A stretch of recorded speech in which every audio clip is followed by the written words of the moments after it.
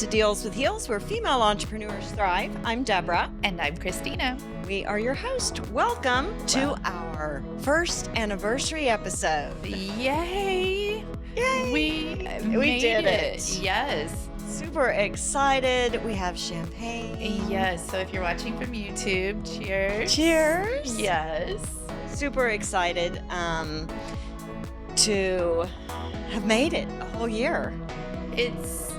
It's crazy on some hands that it's flown by, but on other hands, it's, oh my gosh, we have a lot in the books.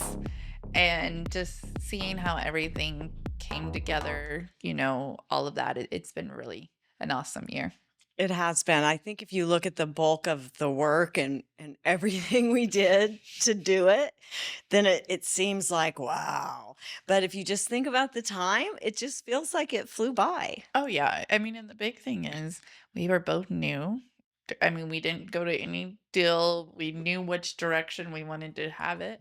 And we even said this back in the first season. So many of the podcasts don't even make it past, 6-10 episodes. And here we are in our 40s. Yeah, this is officially episode 44. 44, yes. And they're 444. And it's the year 8. So Yes. it's a win-win episode. So you're not going to want to miss it. These are kind of questions. We're going to kind of just see what we've been up to the last year. Yep. All of our kind of feelings about it. And we had some funny stuff. So we're going to just jump right in. And the first thing that I want to talk about is the drinking game. Oh my goodness. Looking back at that first episode, even my grandma commented and she said, "Sweetheart," trying to be as nice as she could, "you might want to work on your knows." This is coming from a lady in Toastmasters, which now I'm in.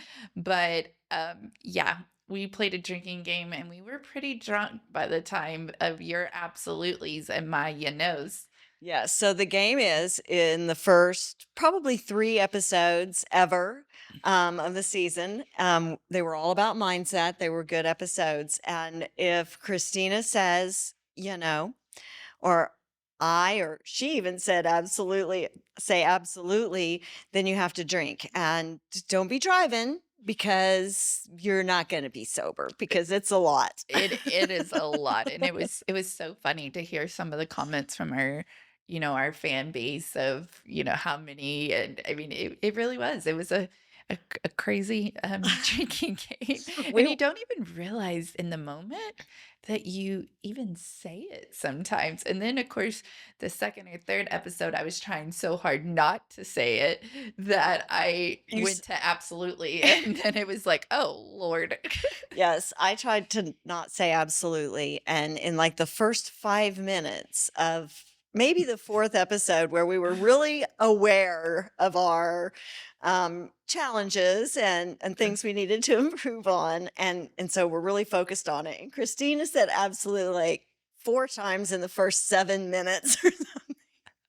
And we would just look at each other like, okay, there it is again. There it is So if you play the drinking game, then please let us know how it goes and email us some pictures. You can email them to deals@dealswithheels.com. We would love I feel like we need to get some heel shot glasses. Here you go. Oh, yeah. That's a good idea. Mhm. That's a good idea. On that note, Here. cheers to episode Cheers. 44. Oh, yes.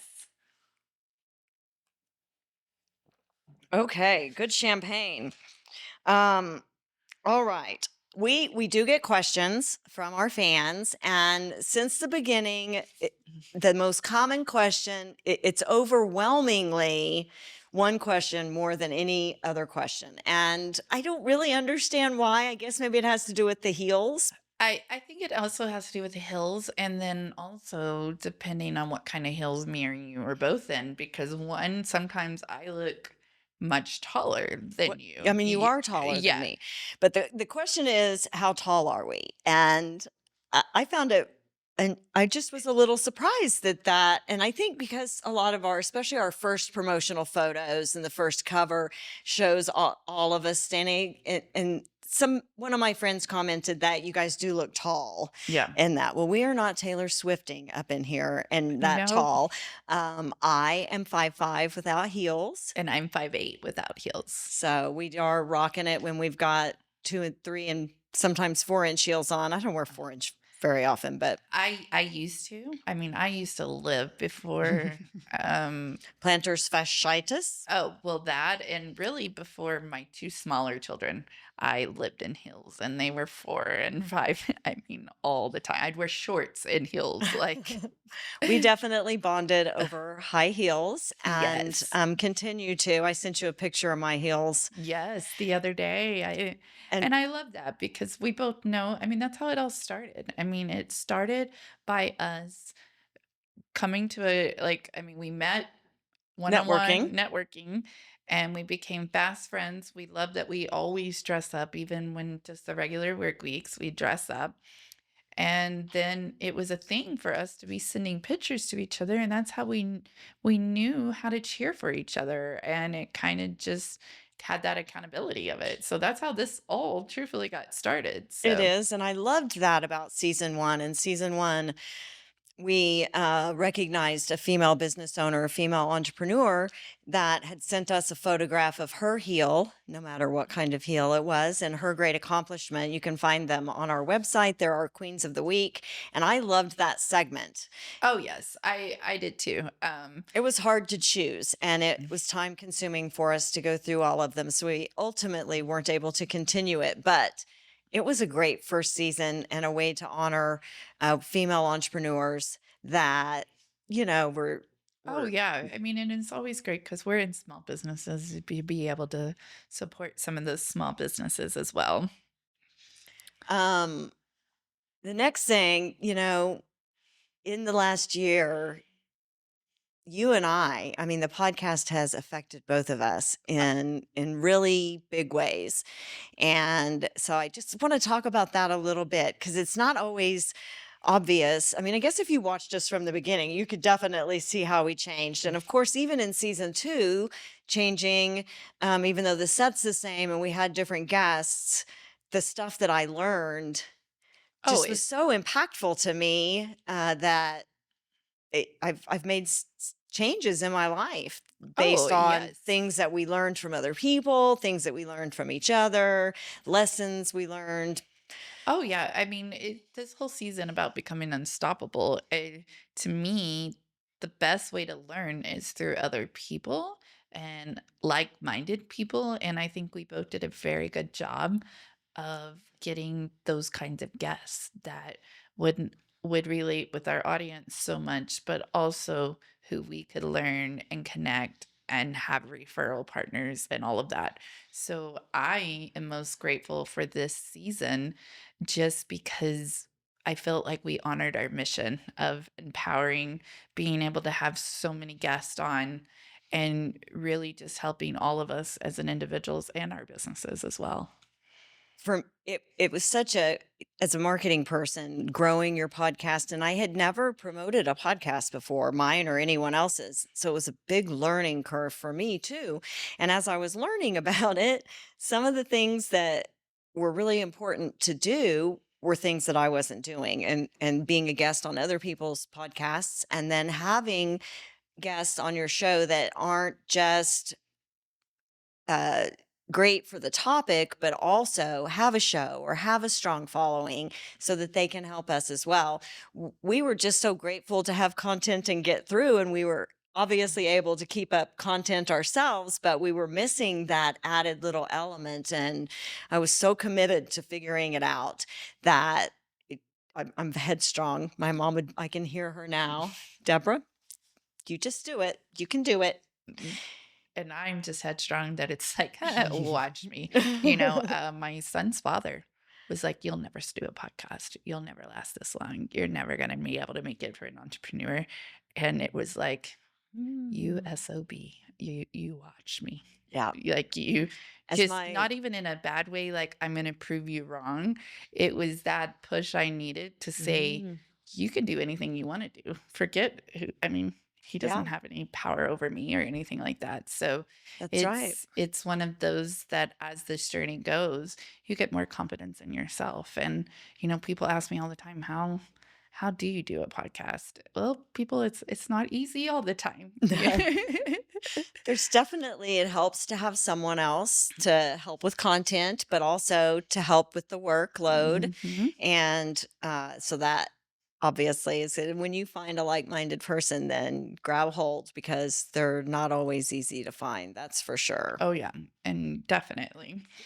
One of the so being able to figure that out, I've been a guest on a lot of podcasts over 20, and we found such great guests this season. You and I both did. And so I was really happy about that, being able to learn it and successfully do it was important to me. But really just the personal journey of finding the confidence to be able to accept things that make me uncomfortable. And I've come leaps and bounds, like a completely 180 turnaround on that aspect of my personal brand and my life and the show. And I would not have done that without Deals with Heels. I would not have done it. And it has empowered me so much. That one change, letting go of it, helped me so much. It really did. Oh, yeah, I mean, it's this has been a really beneficial towards my limiting beliefs because it's honestly, I always wanted to have a podcast. I mean, I want to be in front of the camera, and it's not for superficial ways. It's just I feel I have a message and I have a purpose, and it's this is the way I want to do it. But it's one of those that I am so grateful because it does push you to get up and do this because we do have this commitment. And feel like I myself had done a 180 through this year, through this podcast and my business and my personal, all of it. And especially season two, because this was my mission going into this year of truly becoming unstoppable. And so I love that we named it that. Like last year was all about the keys. Season was all about the keys. And this season being unstoppable, I love it that every single guest we've had has been in alignment with that on all aspects. They have been, and they've had such great information to give us. The marketing and sales guests that we've had have taught me things, and it's not very often that people teach me things that I don't know anything about or that know very little about. And I mean, I've had eye-opening moments, not just on the spirituality side, but in sales and marketing, things that I've put to use, things that I help clients with, and it's been fantastic. So on my lifelong learning journey, even within my own field that I'm an expert in, I learned so much, and it just being able to learn it was a learning experience, being able to accept and to see how much is out there that I don't know still, Hmm. and it's exciting. So going back to what you like, what do you feel your favorite two episodes from this season have been? Gosh, that's a tough one, isn't it? That's why I Um, limited it to 2. I really oh gosh, I'm running through them all in I my know. head, right? I really liked having Jean in person on the show. I see a lot of potential in her and that episode. We haven't had a lot of in person episodes, and she was just such a good guest. And with all the pink and her pink hard hat, and just having her, I don't know, I liked the energy that was in the room then. But I also really had some sales and marketing people I liked. I really liked Dr. Nancy Zaire. She was in episode 3, and she does sales coaching similar to the way I do, with some sales personality, psychology kind of coaching, but she did it from profile pictures and your online presence, Mhm. which is something that I hadn't even considered doing, and would be guessing based on it. She does it, and she does it successfully, and I found it just so interesting and intriguing, and so I really liked that episode a lot.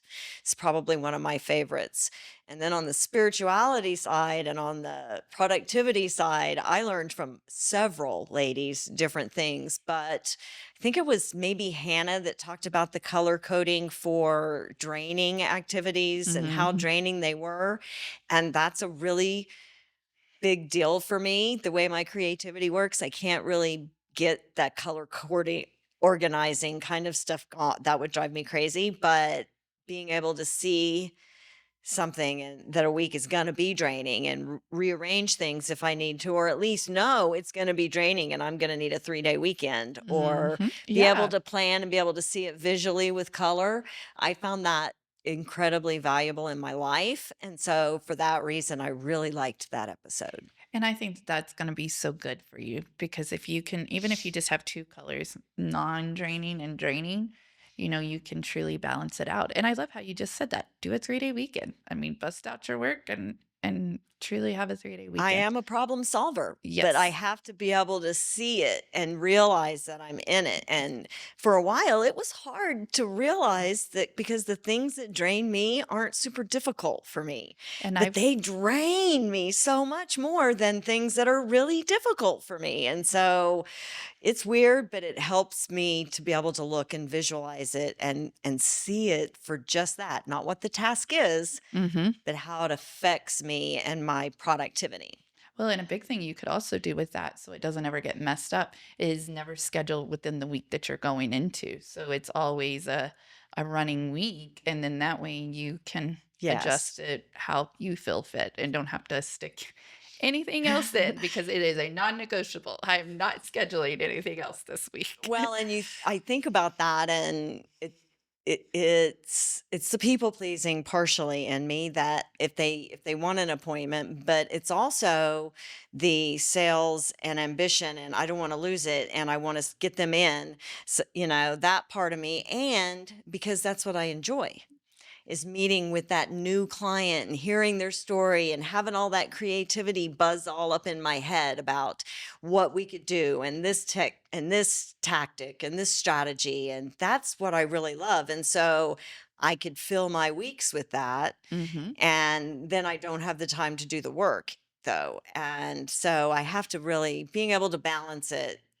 And I think I felt you resonate and even here, I knew you resonated very well with that episode. So I think it will be neat to, show your progress as you get along because there's probably a lot more people like that that you can be able to show like, hey, this worked for me very well. I really liked last week episode 2, the 80/20, Mm-hmm. and what you the methods that you use to grow to 6 figures can't be your methods to grow to 7. And I loved that message and I could see it, the logic of it, the math of it. And that helps me. I'm creative, but I was a math nerd before I was anything.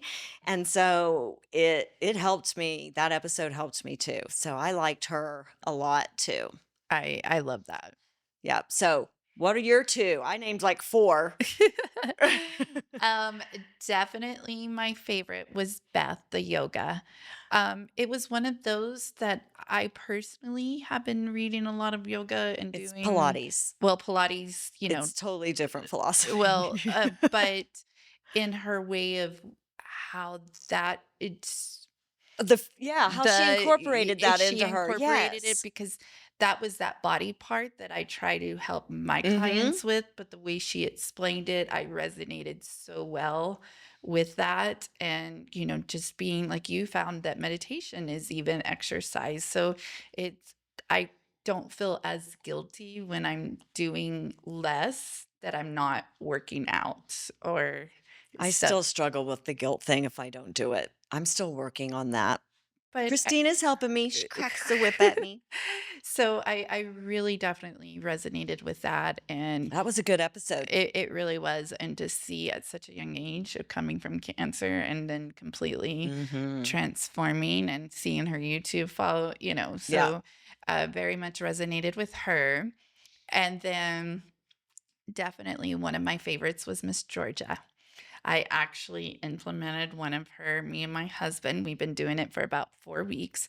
We change out pictures from our childhood and just kind of I kind of did my own little spin, but I it could be a picture of me and my mom. I just literally grabbed 4 pictures of the little pictures I have left and really just kind of wrote like what that time looked like and good, either good or bad, and really processed that. Me and my husband both did, and it really has helped a lot of really telling that little girl that she is beautiful and she is going to be okay. Especially this time, it was around age 8 or 9, getting Mhm. really bullied in school, and that was about the time that I quit all my pageants. So it really helped relieve some of those limiting beliefs and things. So I'm truly so grateful because I was able to hear something and, like you said, implement it to my own and really have found a lot of relief and trauma. I was able to finally go see my mom almost 15 years later. Yep. So that was a very impactful episode for me for sure. I remember the picture thing because I've been having conversations with my inner child when I get triggered. Mm, Little baby Deborah and I have discussions, and I have that first grade picture sitting mhm. right on my dresser as I leave my bedroom. I've got the Star Wars, May the Force be with you. My anniversary, which I didn't realize it was Star Wars when I got married, or I would have not picked that day. But yeah, so it's got my little plaque above my door, May the Force be with you, and my picture. There's a picture of my mom and my grandma Lola Mhm. that are there too. But the first grade picture of me, and I look at it and I scooted her out after George's episode. First grade Deborah's out towards the edge. I see her every time, and I'm like, you got it, girl. And I love it because then I was able to talk to her in such a positive way, and it's just like, I mean, one of them last week was I remember picking up pecans to help raise money to get a Off the nice, ground because they yeah. drop on the Mhm. ground. To even get a coat that I wanted because I remember always going to Goodwill and things like that, and I really wanted this coat to fit in, and, so I was wearing that coat and You like know, for me, honestly, I loved high heels, and I can remember being around 8 years old and being in the shoe store, and we didn't get to go to shoe stores. My dad died when I was young, and my mom was a single mom and a nurse, and so we were in a shoe store, and I can remember looking through all the little girl shoes, looking for high heel shoes that they, of course, didn't have, and I picked these shoes that weren't cute because they had this little sole heel on them, and my mom was like, "Is that what you're buying?" So here I am, folks. Y Deals with the heels. I've got my there. heels on still. I was a child, Yeah. and I loved it then. So it's kind of crazy. Yeah, I was the one that loved to dress up when it was pageants, but any other time I was a tomboy. You were not gonna get me. I mean, Uh, I was the one from Fried Green Tomatoes where, you're wearing a dress and your knees are all scraped up. Yeah. yeah, that was me too. But I really only started wearing a skirt. It was first grade, and my my mom had really straight hair, and my curly hair was unruly and matted, and she kept it cut really short. And I was a tomboy, straight up wore jeans and a t-shirt and played football on the playground. And a sixth grader, I was in the first grade, and a sixth grade girl asked me if I was a boy or a girl, and I was devastated, completely, utterly devastated.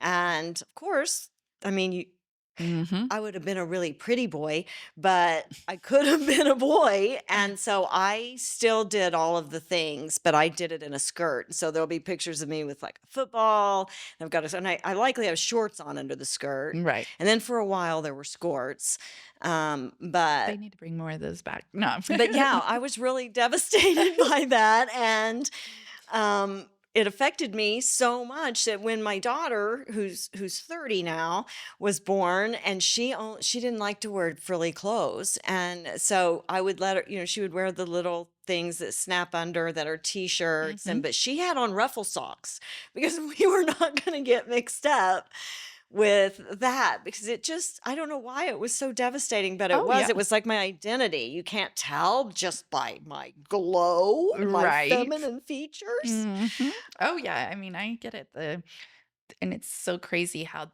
things that happen to us as a child reflect so much of the person that we have become. Not the person we're meant to be, but the person that we Right. So it's became. that same first grade girl Mhm. in the picture, Yeah. right? And Mhm. I remember. the dress I'm wearing in that photo. I remember insisting I wear a dress. It's Head and Shoulders. It's a school photo. No one's going to be able to tell that it's a dress, but I insisted, and it was like white with navy and like a red stripe. And I remember I have a dress on, and it's first grade. And yep, that's the same girl in that picture because well, that's just I had the picture there. It really wasn't meant, but that's the story, the same time frame, and I do have short curly hair in that A picture. and I mean, I just it was one that truthfully really resonated with me for sure. Um, I love our last thing. Me and you, we live in a state of gratitude. I mean, good, bad, ugly, we're gonna find somehow, some way the gratitude. So, in your words, what are you most grateful? What are you most gratitude for?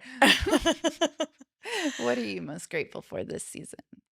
I, I'm really grateful for the growth, my personal growth.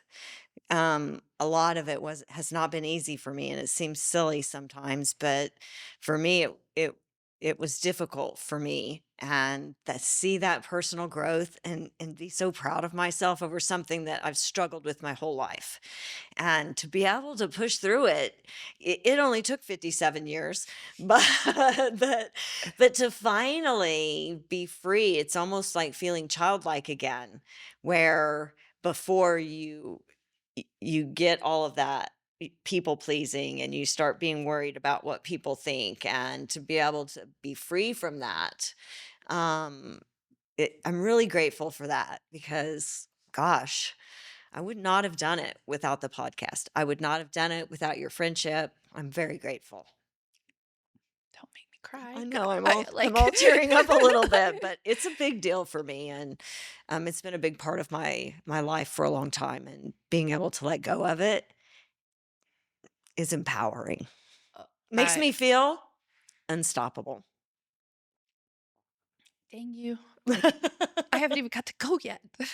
Um, I truly am so grateful just for the experience and the love and the compassion from this that has given me the strength to be the mom, the wife, the entrepreneur that I want to be and creating it the way that I want to. And it's so empowering to be in this community, in this space with you, because if it wasn't for this podcast, I probably would, and your friendship, I don't even know if I would be doing Decluttering Queen now. Because even through the year, I've You've had I, some struggles. I've had a lot of struggles, and the thing that has kept me going is 100% the gratitude and knowing like it's we do this enough to hear those other people to keep like nope, that's the vessel talking, and or that pick me up of when you're having a bad day. We know each other and the good, the bad, and the ugly, Yes. and it's okay for us to see the good, the bad, and the ugly, and being It's that okay to be the good and the bad bad and and the the ugly. ugly. Yes, and being that true authentic self is really incredible, and I'm excited to be able to take all of these to episodes to our communities and really hope that other people learn because that is I told myself 3.5 years ago, I would never stop learning. I start my day by learning, by listening to a podcast right now and literally implementing it that same day. That is my goal each and every day when I wake up is to make sure that I go to bed and learn something new each and every day. You know me, lifelong learner, the Mhm. nerd. I can't help Well, myself. I love it so much. If I learn something, it's a great day for me. and the thing is I didn't realize I wasn't even doing that. You just go through life, literally flight or flight, and Yep, you were just learning. You were just learning lessons again Mhm. and Again again. and again. I mean, I was really damn good at my job. I mean, I knew any and all rules, the whole enchilada. Right? But So to don't speak. yeah. But don't ask me about personal growth. So just the personal growth that I have had and the word no, man, I love it. Like, no, it's That is something that the being able to set boundaries with people I love a lot, Mm. and being able to set firm boundaries and stick by them. Mhm. I've never been able to do it. And during really December of 2023, I had some big boundaries that got breached, Mhm. and those people aren't as big in my life, and I love them very much. And so it's been empowering, and having other people, other women encourage us and see their stories has been fantastic. And I know that our listeners and viewers feel the same way. Oh, yes, and I mean, here's to another 40 something, 44 44 more episodes. episodes, yes, for, We, the next season, yep. So so we still have probably what, 6? 6 more episodes this season, but Mm, this is our 1-year anniversary of yes, launch. And I remember our launch party and how yes, much support we had from our local community.